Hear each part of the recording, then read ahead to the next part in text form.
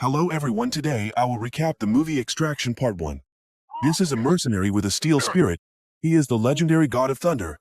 Because he is bored with holding a hammer in battle, he switched to holding a silenced M4A1. Not only did he change his weapon, he also changed his identity to suit the times. His name is Tyler Rake, a black market special agent. Standing outside all the rules of the law, he kills people decisively. Tyler is well trained and likes to jump into water from a height of several hundred meters. He has a hobby of meditating underwater. Thanks to the pressure of the water, it will help him feel more peaceful. After returning home, Tyler received a new mission, which is to rescue a child. India and Bangladesh have two big drug lords. They have always been sworn enemies who never live under the same sky. A few days ago, the Indian lord was arrested and imprisoned. His huge business is mainly managed by his assistant.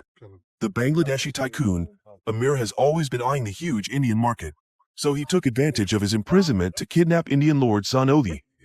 The Indian tycoon was extremely angry and asked his assistant to find someone to rescue his son, and used his assistant's family to threaten him. Looking at the world as a whole, only Tyler's team had this ability, so the assistant quickly contacted Tyler's team. Tyler found this task extremely difficult. He broke into the gang's stronghold alone and had to rescue a child. So Tyler held a meeting before the battle to determine the battle plan. Their numbers were 20 times greater than his. Tyler went to the capital of Bangladesh alone. He took the initiative to contact the kidnappers and made an agreement. At first, Tyler pretended to be captured by the drug gang. These guys still did not know Tyler's identity, kept pointing guns at him, and threatened to kill him. After confirming that the hostage was still alive, kidnapper told him to go back and get the ransom. The group of underlings had just stepped down when they were attacked. It turned out that Tyler's teammates had been lying in ambush outside. Tyler dealt with the robbers one by one. After dealing with the underlings, Tyler prepared to go back and save Ovi. At this time, the kidnappers were watching TV. Suddenly, they heard a knock on the door and became alert. Tyler was very clever, knowing that there were many people inside, so he did not directly break the door open, but suddenly fired a few shots, creating chaos for them at the same time, decisively dealing with the first enemy. Then he quickly rushed in. In the critical situation, he directly turned his gun around to take down a few people. His teammates were snipers outside, and they also tried their best to support him, eliminating many obstacles. But mainly, Tyler was alone, slaughtering all directions. He had almost leveled the drug dealer's pilot camp. The rest of the group was in such a hurry that they grabbed knives and slashed with great energy. But unfortunately, they had met a strong opponent. With just a can of longevity milk, Taylor were able to take down a muscular guy with 6 packs. Taylor only needed to knock down the other guy with one hand. He quickly killed the tall guys in the group. Finally, they finished off all the kidnappers. Tyler was about to leave when he saw a boy holding a gun. The kidnappers hired him, and the boy was too scared to shoot. Taylor didn't hurt the boy. He took the gun from his hand and told him to go. Children were Taylor's limit. This was the reason why he had single-handedly charged into the enemy's lair. Taylor signaled Ovi to be quiet, then untied Ovi. But the trouble had only just begun. This was the territory of the Bangladeshi boss. What would they do to escape from this hellish place? On the other side, Amir still didn't know that the hostage was robbed. He was teaching a group of slum kids who stole his money. This big man grabbed a weak kid and threw him off the railing. The rest of the kids were terrified, not knowing who would be next. A kid inside came out and said that the kid who stole the money had just been thrown down by him. The man had no choice but to keep quiet. Amir saw that this kid was smart and brave, so he called the kid over and gave him a knife. Suddenly a colonel came over and told Amir that Ovi had been rescued. Amir had immense power, immediately ordered the colonel to blockade the entire city, surround and pursue him. Meanwhile, Taylor had put Ovi in the trunk of his car, drove to a deserted alley, and got food and water for Ovi. And wearing a simple set of equipment, Taylor recorded a video of the successful rescue and sent it back to the headquarters. Taylor quickly took Ovi away from this place. They followed the forest path to the riverbank. Everything seemed to be going smoothly, but the unexpected thing was that they still hadn't waited for the Indian boss. A fishing boat was already waiting on the riverbank, waiting for Tyler to bring the boy. These fishermen were all professional mercenaries, with extremely strict defenses, and snipers were also ambushing not far from the boat. When Tyler was about to take Ovi away, a mysterious person sneaked onto the boat. He directly took care of all the mercenaries on the boat. The nearby sniper was also taken care of by him.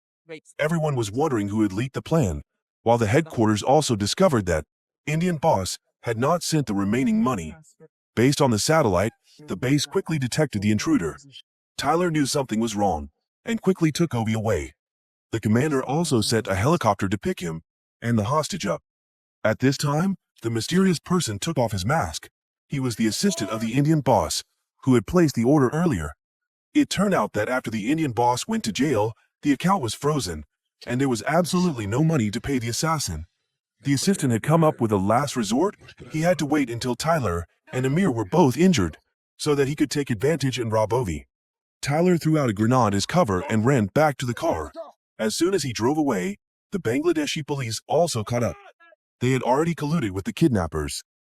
Countless police cars were constantly surrounding Ovi and Tyle. The assistant also took the opportunity to rob a police car to blend in. Now, behind Tyler were only enemies.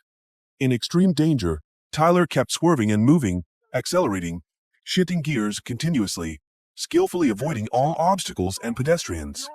The race was extremely dramatic. Tyler reversed the car and hit the assistant behind, causing the assistant to faint.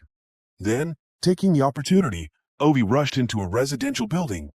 The police started searching each house, determined to kill Tyler. Tyler hid in a hidden place, then fought hard with the police. The police force was strong in numbers. Tyler defeated one group. Then another group rushed in, like mushrooms growing after the rain. Seeing this, Ovi ran away by himself, but unfortunately, a policeman had his eye on him.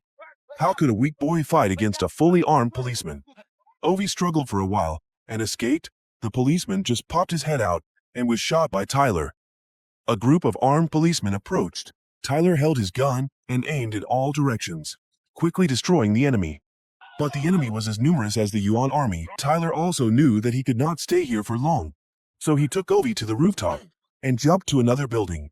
Preparing to escape from here, unexpectedly, only halfway there, Assistant Saju appeared, blocking Tyler's way. The two struggled for a while, and then fell downstairs. At this time, Tyler was angry and punched Saju repeatedly. After getting bored with hand-to-hand combat, he switched to using a knife. After swinging the knife for a while, Saju got tired. Tyler directly kicked him repeatedly in the vital spots, causing Saju to fall to the bottom of society. Suddenly, a small car hit Tyler and knocked him unconscious. Saju picked up the gun on the ground and searched everywhere for Ovi. He calmly walked over as if nothing had happened. When the police were off guard, Saju took action. In the end, Saju saved Ovi from the hands of the police. Taylor drove a truck and knocked Saju off. There was not much time, so he quickly pulled the boy into the truck. Tyler planned to take Ovi to escape to a bridge, but the truck was too easy to recognize. Taylor immediately pulled Ovi out of the car, faked a scene of a fatal car accident, then hid under the bridge and disappeared without a trace. Amir arrived at the scene and did not find the bodies of the two people.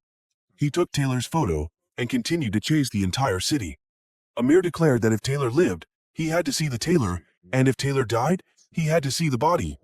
Night fell. Taylor ran to a remote room. After he treated the wound simply, he quickly contacted Saju. He told the team a series of operations of Saju and his current situation. His teammates told him that since the other party wanted to violate the contract, then we did not need to care about Ovi's safety anymore. Just leave him behind, then go to another place. Wait for the helicopter to rescue. As soon as he heard that Ovi had to be abandoned, the image of a boy suddenly appeared in Taylor's mind, as if saving Ovi was his salvation for himself. So Taylor was determined to bring Ovi back safely. A person with a special talent can show his ability in any situation. These young men have stopped Tyler. This young boy can't even hold his motorbike, but he also rides a motorbike, and as a result, he falls flat on his face. Tyler steps out, picks up the boy's gun, and the boy tells Tyler to return the gun to him. Although he can't even hold the gun, the boy wants to shoot someone. The leader is the junior that Amir values. Tyler throws a smoke grenade to block the view, but these young boys are extremely arrogant. Tyler grabs one of them by the neck and throws it away. The leader, who is bloodthirsty, rushes forward and wants to stab Tyler with a knife to gain credit with Amir, but doesn't know his own strength and is slapped several times painfully by Tyler. Seeing that they are still young, Tyler doesn't use force against them. But while dealing with these children, he reveals his location. At this time, the police immediately found Tyler's whereabouts and rush attack. Tyler jumped into the sewer to hide. The police could not find his hiding place for the time being. Tyler was in danger, so he had to contact his old good friend and ask him to find him a temporary shelter. This friend was very kind and quickly drove to pick Tyler up. Tyler and Ovi confided in each other. Ovi said that he was the son of a drug lord and would face public opinion every day. Tyler told Ovi that he was extremely regretful because he could not see his 6-year-old son for the last time. That was his third expedition to Afghanistan, and this was also the biggest regret of his life. Ovi comforted Tyler, saying, "Did you know that falling into the river will not drown you, but you will die if you try to sink into the river?" While the friend and Tyler were reminiscing about the past, the friend frankly said that he was the man of the Bangladeshi lord. This friend wanted to kill Ovi, then split the money and run away. He respected Tyler for saving his life. He said if Tyler was shy, he could do it.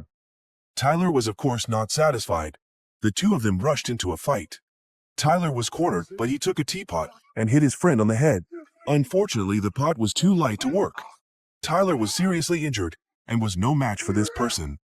In the critical moment, to save Tyler, Ovi tremblingly picked up the gun. The friend saw the boy holding the gun and stopped in panic. Ovi then pointed the gun and shot him to death without mercy. Taylor looked at her friend with pity. They should not have fallen into this kind of situation. It was just because the amount of money was too large, making people's greed rise. This city is very special, surrounded by rivers. The only way to escape is to cross the bridge. But there are many dangers outside. Being alone seems to be powerless. Tyler contacted Saju. The enemy of the enemy is our friend. Hopefully both sides will not hold grudges and cooperate with each other. Together bring Ovi home. The two quickly cooperated. Saju drove the car and took Ovi to escape. Taylor on this side carried out the plan, using a grenade launcher to cover, then fired continuously to create chaos. The police were no pushovers. They immediately fought Taylor counterattack. But they were no match for a black market special forces soldier. Saju took this once-in-a-lifetime opportunity, accelerated and broke out of the enemy's encirclement. The police below, fully armed, continuously attacked, forcing Taylor to retreat into hiding. A large number of police surrounded and shot Taylor. Fighting alone with a group of police, Taylor threw a grenade at the police, completely eliminating them. At this time, the female commander also began to join the battle.